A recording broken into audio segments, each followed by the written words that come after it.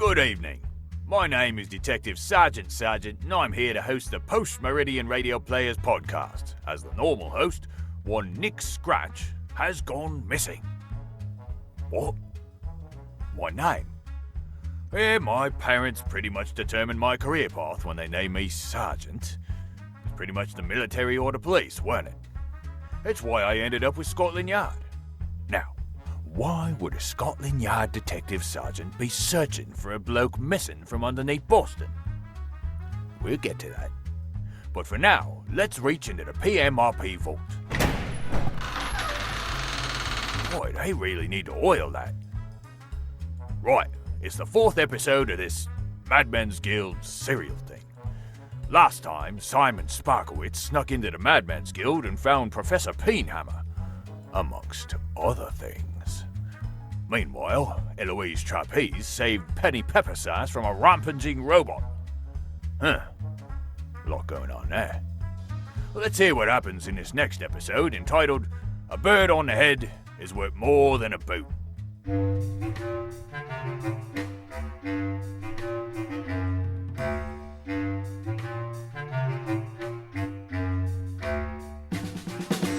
The Madman's Guild presents I've Got No Spoon by Isaiah Plovnick. Chapter 4. A Bird on the Head is Worth More Than a Boot.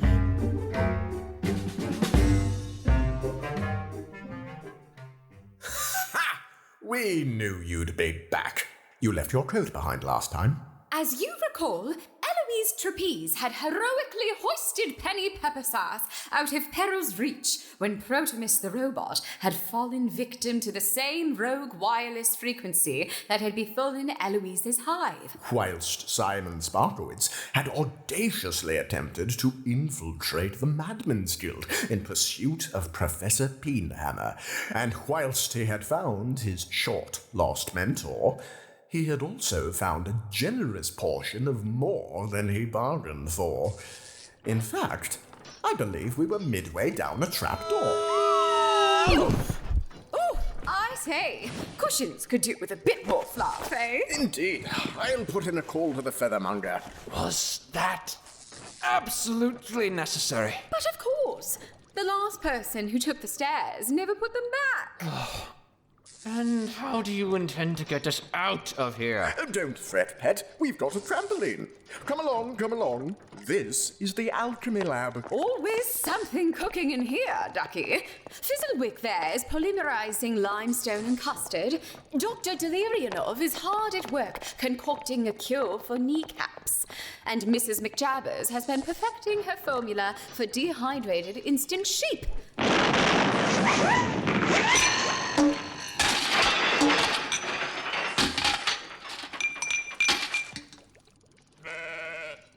Should be finished any day now. A cure for This whole business will go a lot quicker if I don't ask any questions, won't it? Egats! Never stop asking questions, lad. The question mark is the most vital invention in all of human history. Where would we be without it? We wouldn't be able to ask. Here we are. May we introduce Dr. Ludwig Knockengrust, Enigmata Materia Inventrix Eccentrix. Doctor? Guten Morgen. Good grief, he's a skeleton. Aren't we all? I can see his bones. That is only because my soft tissue is invisible, mein Freund. I attempted to synthesize a method of altering the refractive index of my own cells, but alas, it was not as effective as I intended. I see. No, you don't. That's rather the point. Why are you puffing, Ludwig? I'm having a bad hair day. It keeps getting in my eyes. But you were going to show me something? Of course. Ludwig, the findings from our friend here? I've been a barrel badger all my life. I have. Ah, yes. I've reviewed extensively the findings from my psychological and urological examinations of Frau Pym. Professor Peenhammer. Don't interrupt. And I may say without fear of contradiction that she is in fact quite mad. And I'm supposed to trust the word of... Don't interrupt. However, I can also confirm that her madness is not of natural making. What does that mean? Something made her this way. The chemistry of her brain has been drastically and dramatically altered beyond the parameters of naturally occurring lunacy. I knew it! What caused it then? Any number of things, my friend. Exposure to noxious chemicals, unstable admixtures, a catastrophic quantum event. You said she was a professor. Has she been experimenting with anything particularly precarious? I don't know. She'd been working on something. She wouldn't tell me what, but precarious. She's an electrical engineer, nothing like any of that. Well, I shall have to perform some further tests in order to identify the... Oi, Atters! You want it in the pub? Oh, bother. Apologies, Ludwig. Would you mind giving a tug on the scones? Jawohl. Now, just a second.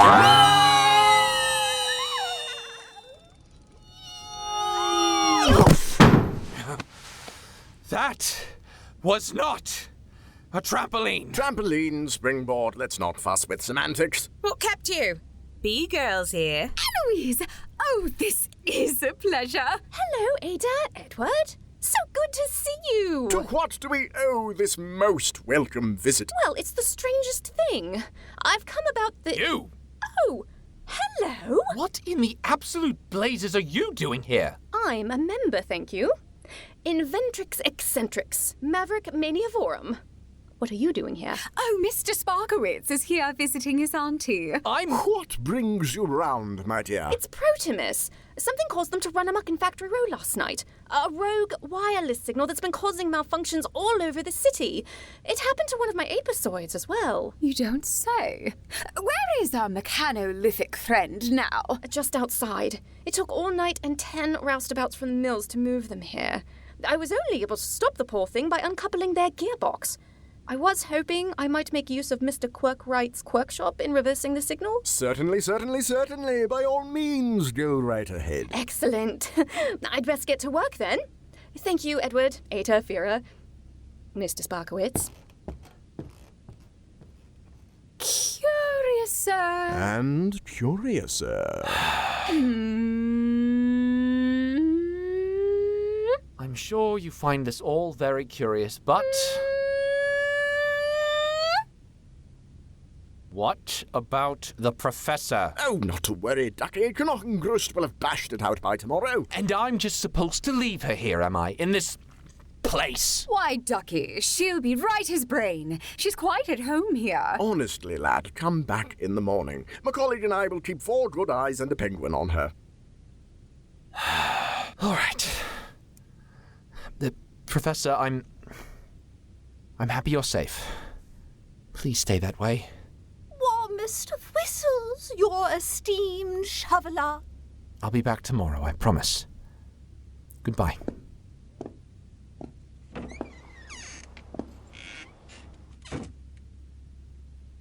Well, Svern. A professor of electrical engineering goes suddenly mad, and then a strange wireless signal plays havoc with sensitive receivers across the city.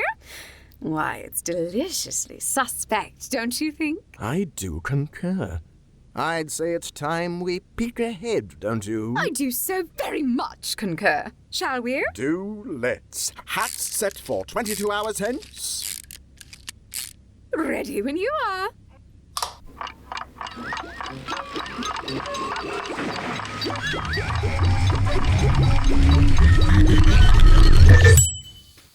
Whilst my colleague and I were peeking ahead, poor unfortunate Digby was running a damp cloth over a glass pane, feverishly trying to clean the last of the splattered tentacles from the infusion chamber in preparation for the next phase of Professor Van Widdershon's experiment. An experiment entitled The Effects of Aeronautical Flight Ether on the Mesoglea of the St. Elmo's Jellyfish, a rare medusa with robust bioelectric stingers. Digby, ready the next test subject. Yes, sir. Professor Van Widdershon's research grant gives him full funding for his extraneous research. And as his great undertaking is greatly undertaken, his underling is taken advantage of greatly. After 26 jellyfish, the results had been inconclusive, painful, and rather messy. This was the low point of Digby's day, but sadly not his month. Digby, hurry up! We haven't got all day, what? Yes, sir. 1 minute, everything was fine. Next minute, I was watching his legs disappear into the tendrils of an enormous jellyfish. What an unmitigated tragedy. He forgot his spectacles, a poor man. Opened the hose valve by mistake. That horrible acid burnt his face right off. Oh, did you hear? The vacuum tank exploded and blew him to kingdom come. There was nothing I could do. His cravat got caught in the elliptical centrifuge. Round and round he went. Oh, it was hard to watch. I blame myself, really. I could see that the circuits weren't grounded properly when he went to throw the switch and... Wait, I cried. Stop, don't. But alas, he didn't hear me. 1,000,000 volts right through his skull. Oh, what a way to go. He will be missed. He'll surely be missed, the miserable lead-witted screw-loose old subject. Ready, sir? Begin etheric filtration at 60% concentration. Yes, sir. Administer catalyst agent. Yes, sir. Commence infusion. Oh, dear.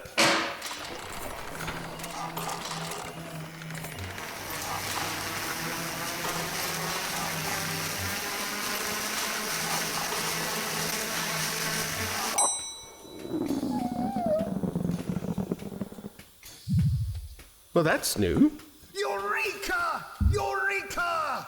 Digby, open the infusion chamber. Do you think that's wise, sir? What if she bumped into something sharp? Open it, I say. Extraordinary, stupendous, magnificent. Look how it floats about. Amazing, sir. Imagine, Digby, clouds of jellyfish, clouds of them hovering above every city in the world, with lightning rods on every rooftop, a mobile, biological, self-sustaining power bank. Brilliant! Obscenely practical, sir. Digby, retrieve the specimen and collect samples. I must speak with someone from the Department of Aeronautics. Science! Right away, Professor Van Windbag. As Digby looked about for the extra-long butterfly net with which to catch the floating jelly balloon, Unfortunately unaware that the professor had left a window open, the all-too-familiar feeling of omnipresent, effervescent doom crept over him again. Oh, sweet mercy, it's getting worse. He's truly lost his mind. I can't wait any longer. He has to be stopped before... Oh, no, the bloody window won't come back here, you stupid, bloated polyp! Ah! Oh, why me? Simon made straight for the cracked pot the next morning, loath though he was to set foot in the silly place again. It's for the professor, it's for the professor, it's for the professor. He was surprised to be met at the door by Eloise Trapeze, who cordially conducted him inside with a sympathetic smile. Have a seat at the bar there. The Hatters will be with you in just a few ticks. Where's the baboon and the bustle? Her name is Fira, and she's very sensitive about that, so mind yourself. Do you hear? Sorry. There was an incident in the library with a frenzied encyclopedia, so she asked me to watch the pub while she sorts it out. Ah, I see. You don't, really, do you? No, I don't. It's all absurd, this whole business, this ridiculous place. It's all one big skull-splitting headache, and I cannot wait to be done with it and have the professor back to normal and far from here. I'm sorry. It's all right. No, I want to apologize.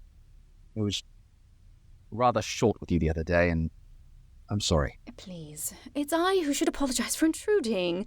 I do hope I didn't get you into trouble. Oh no, I was in trouble before you got there. It was worth it, though. I found the professor, more or less. Yes, von Ackerman Welsven told me about your friend. It's terrible. What's happened to her, it really is. Dr. Knockengroost will do his best for her, I'm sure. He's a brilliant alchemist, really. But you must understand, it may be wise to prepare yourself for the possibility that she can't be helped. Not in the way you want, at least. I grew up in brick lanes, you know. Our mum worked herself like a machine to keep us fed and clothed, but that's all there was ever enough for. The only education I had were the books I could carry home from the Athenaeum. Professor Peenhammer gave me a job sweeping up a lab twice a week. Paid me a good penny for it, too. I was a stupid boy, and inconsiderate. I started stealing from her lab. Copper wire, cogs wheels, linkages, tools. Bits and pieces that I could use to fix up our flat. Or build some device to make the housework easier. Whilst shelved for a few quid. It didn't take long for me to get caught. But the professor didn't sack me. Instead, she took me on as a pupil. Can you believe that? Chose to instill in me, an ungrateful thief, a life's wealth of engineering savvy just because I was keen on fixing things. She taught me the science, the trade, every inch of it. With her tutelage, I earned a scholarship to Excelsior, came first in all my classes, left with honours, got a job at Teslacliff as a senior technician. I was a rotten thief that she gave a second chance to. How am I supposed to sleep at night if I leave her raving in this bedlam? It's not like that, you know. The Guild's no different from the Archimedes Club or the Explorers League, really. Except all the members happen to be out of their minds. Kindred misfits sharing in their uniqueness. It's a safe place for her. She's quite happy here. But she's not meant to be, don't you see? She's meant to be out there, in her office, in her lab, changing the world for the better with her inventions. That is Rosamund Peenhammer, not some gibbering nutter with a boot on her head. I'm not from here, you know. I come from a small village outside Ironford called Stokefire. We had a hive there when I was a girl, a real one. It was the delight of my life to care for those precious bees. And during the darkest hours of my life, it was their warm virtue that mended my broken heart with honeycomb. When the blight came, and the last one of them died, I nearly did too. My heart broke all over again.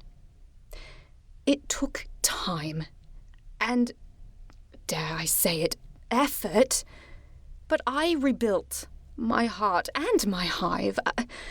My dear apisoids are not like the bees that I cared for as a girl, but I love them just the same. Your friend may not be as she was, but she still has a place in this world, even though it may be hard for you to see as yet.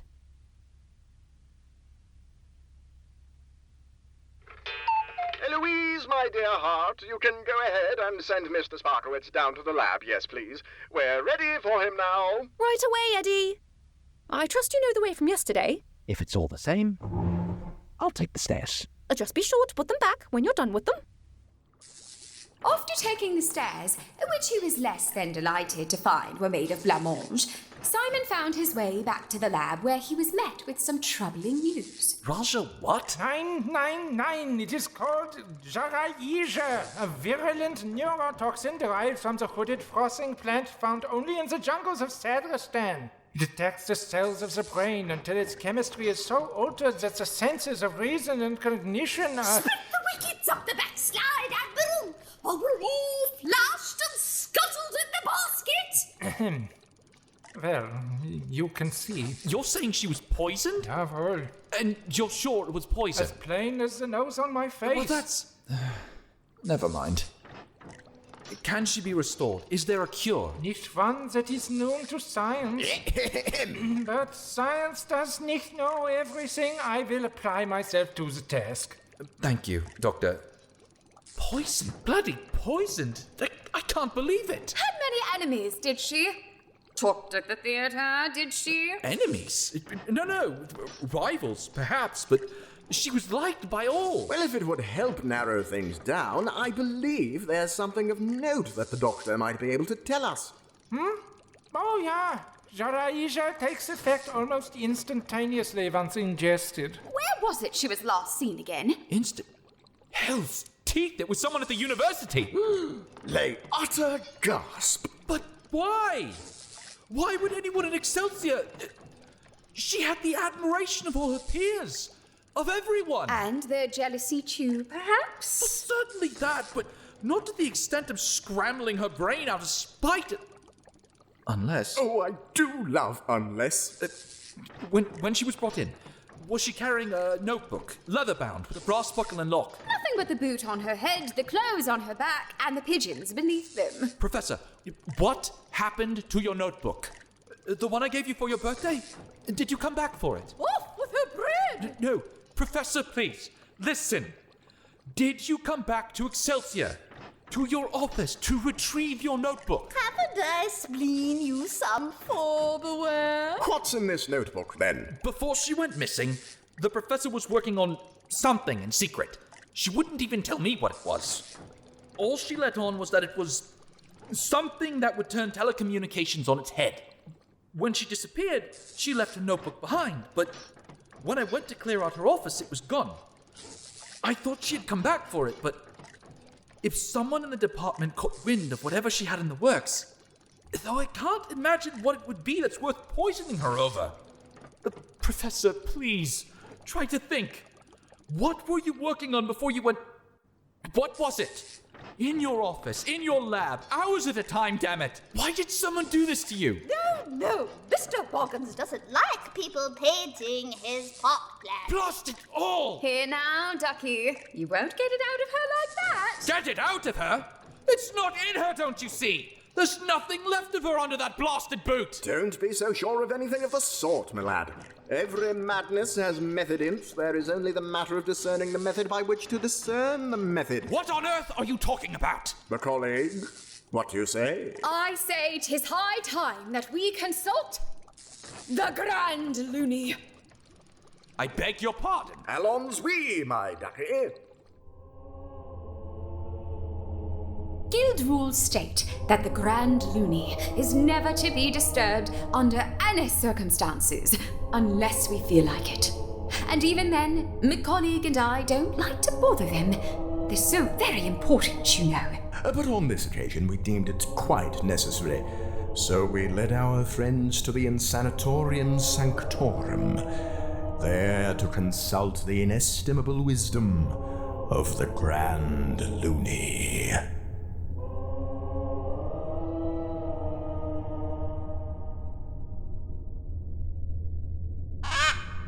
It's a dodo. O most high and august of oddities, Grand pecking poobah of peculiarity, wondrous winged weird one, most essential of eccentrics whose floofy flappy feathers we are not worthy to fluff, grant to us the privilege of your bewilderous wisdom, so that we may impart it to our befuddled friend here.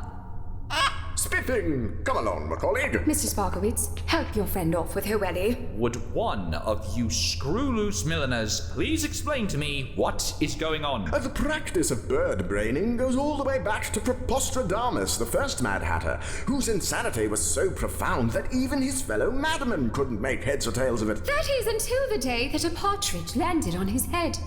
Then, all of a sudden, his ravings began to make nonsense, as opposed to no sense at all. 'Twas thence began the tradition of wearing something silly upon one's pate to counterbalance entropic lunacy. You're joking. 'Tis true, my lad.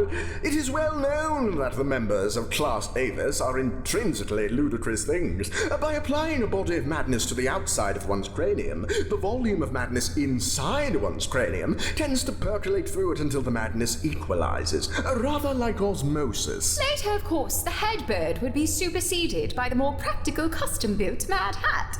such as Von Arkham's topsy-turvy topper. Or Welsvern's bewilder bowler. Less likely to fly off, don't you know, particularly when they're bolted on. But bird braining is still a practiced tradition, and every Madmen's Guild has its own grand loony for such purposes as they are needed. The Coxton Guild has a chicken, the one in Gearchester has a ruddy duck, Nemo's Port has a pelican, and there's one in Hootland that has a barn owl, naturally. I've heard tell there's one in Argentina that uses a flamingo. They've had to give it a sort of chin strap girdle, of course, but I'm told it's just as effective. Right then, lowering down nice and gently. That is the single biggest load of drivel I've ever heard in my life. Her brain has been chemically altered, and I'm expected to believe that plopping a ridiculous bird on her head will miraculously— Hello, me old spark plug. Fancy squeaking you here. Professor? Is that you? Who, what, where, when, why, and how else would I be? She can understand me, and she's, well, relatively coherent. Never doubt the dodo, ducky. Oh dear, not sure how long it'll last, though. It's already flapping. Of course it is, beardy goggles. It's a flap hat. Ooh, flap hat, flap hat. Professor, listen to me. We don't have much time. The night you disappeared from Excelsior, someone poisoned you. Do you know who it was that poisoned you? Dearie me, what dreadful tea! Tea? So your tea was poisoned. Who poisoned your tea? Milk never goes in first. Milk never goes in first. Maybe not. She's right, you know. Professor, what was it that you were working on 3 months ago? Remember? Your secret project? What was it? Such a pretty thing with its coils and knobs. Its homeomorphic copper continuum. Coils and knobs. A device. An invention? Condensers. All in a series. Like a pretty platoon of pigeons. Everything's measured out, you see? Everything's calculated.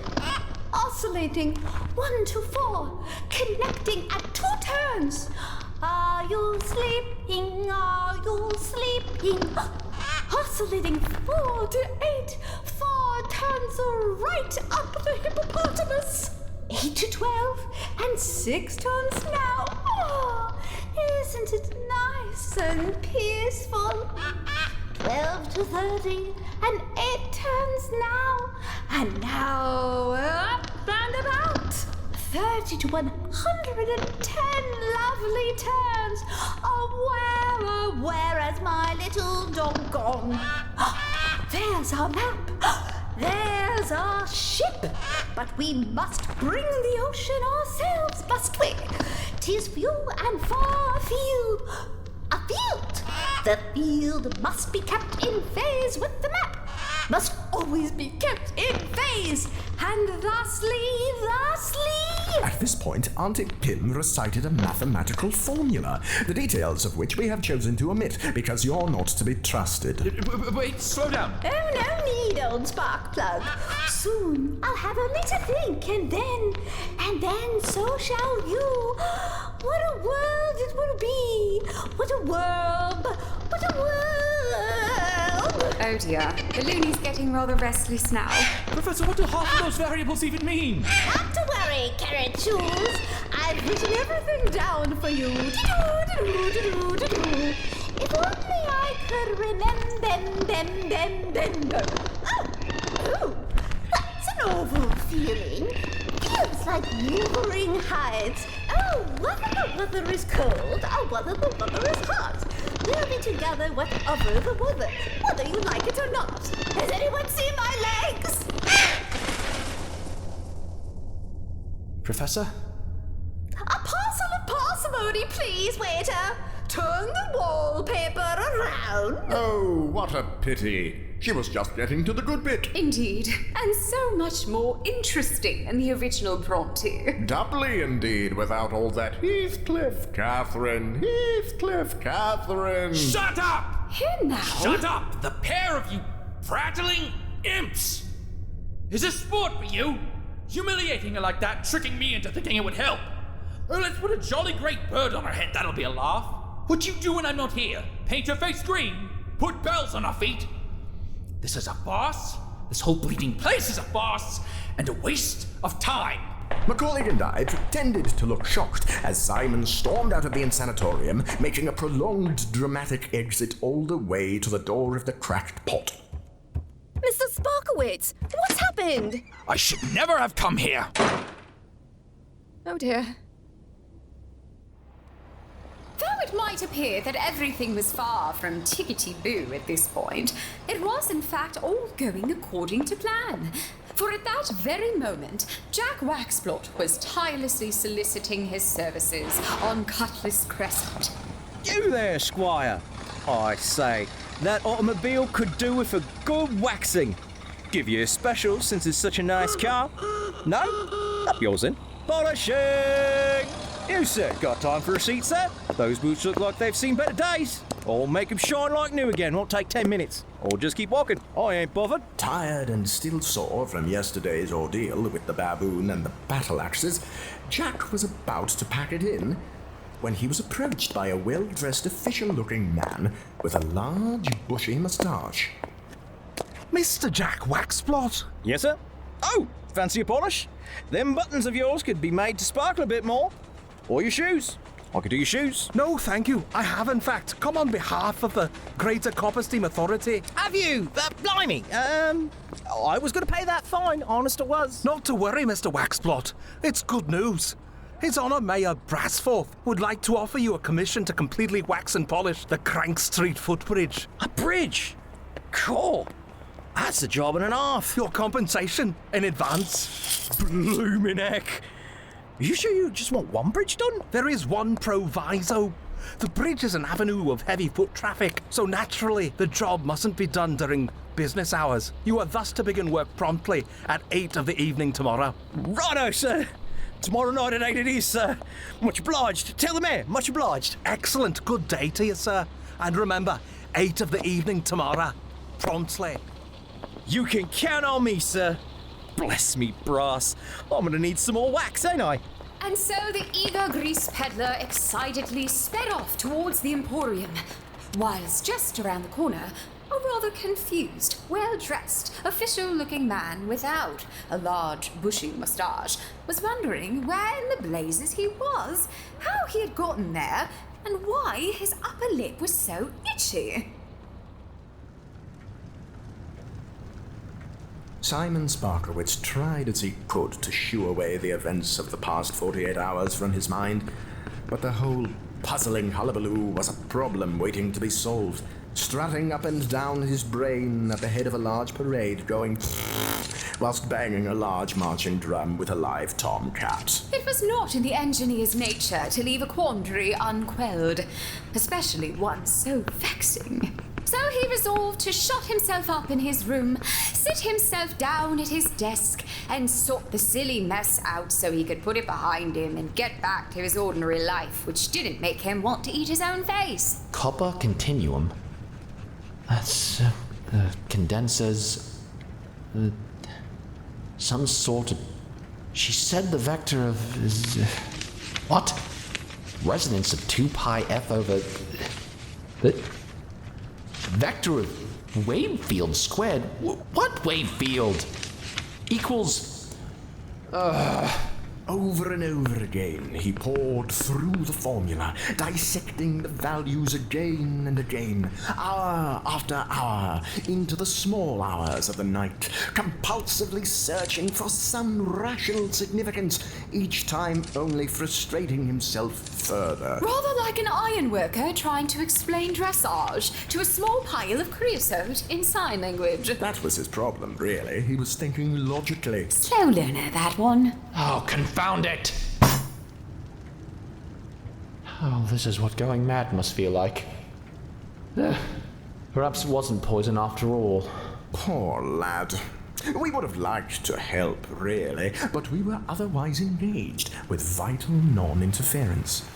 We were, at that moment, poised beneath a lamppost on Bargewood Street, gazing north over the River Brunel. It was deluging.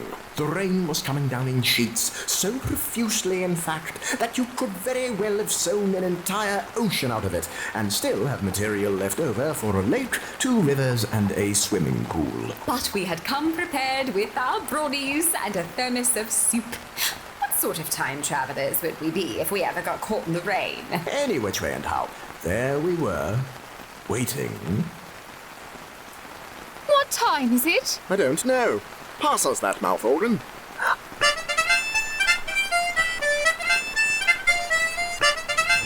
It's 3 o'clock in the sordid morning. Would you stop that bloody noise? I put the hour at around 3. Splendid. Should be any second now. On with the show.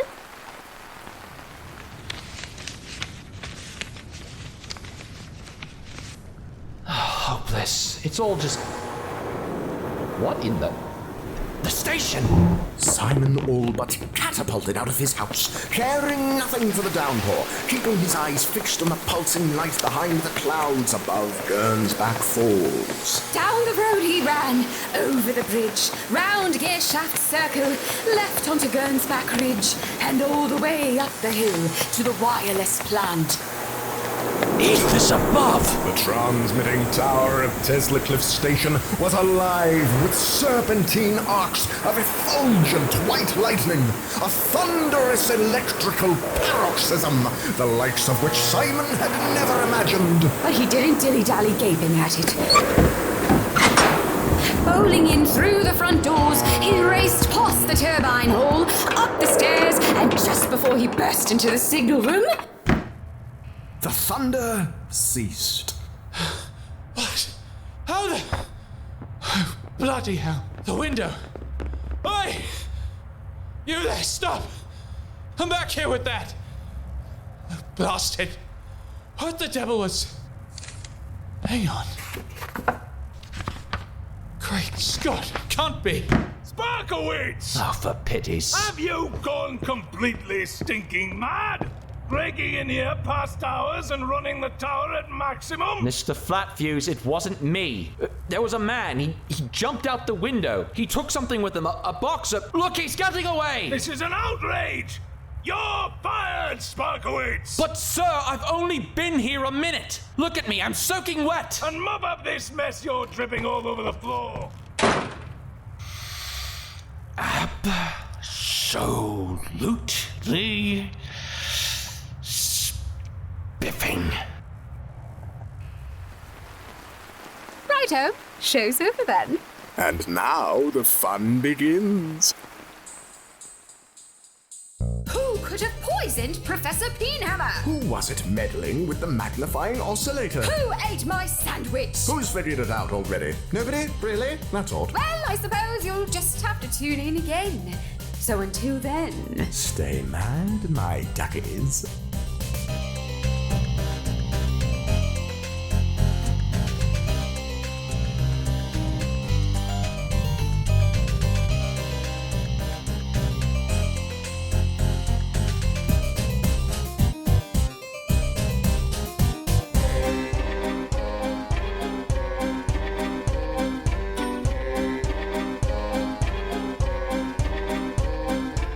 That chapter of I've Got No Spoon featured Isaiah Plovnick as Von Arkham, Ashley Ristine as Wells Verne, Peter Wallace as Simon Sparkowitz, and Carrie Keebaugh as Eloise Trapeze, with Elizabeth Ross as Auntie Pym, Andrew Winson as Dr. Knockenroost, Ariel Kaplan as Vera, Eric Chung as Professor Van Wittershins and Nigel the Moustache, Jeremy Holstein as Digby, Lily Dean de la Quercha as Jack Waxblot, Andrew Winson as Mr. Flatfuse, and additional voices by Jackie Fryman.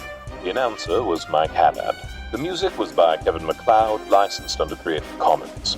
I've Got No Spoon was written and directed by Isaiah Plovnick, with editing by Michael McAfee and Isaiah Plovnick. It was recorded at Brookline Interactive Group and Creative Collective in Salem, Mass., and was a Madman's Guild production for the Post-Meridian Radio Players. There really ought to be a law. Well, that was electrifying. Something funny's going on here. I can only imagine what's going to happen next time. The Madmen's Guild will return soon, but in 2 weeks we'll be featuring the first episode of Lady Molly of Scotland Yard. If you like what you hear, you can check out more about PMRP at their website, www.pmrp.org, or the new Bandcamp store, pmrp.bandcamp.com. This is Detective Sergeant signing off. But don't worry, I'll be on the case.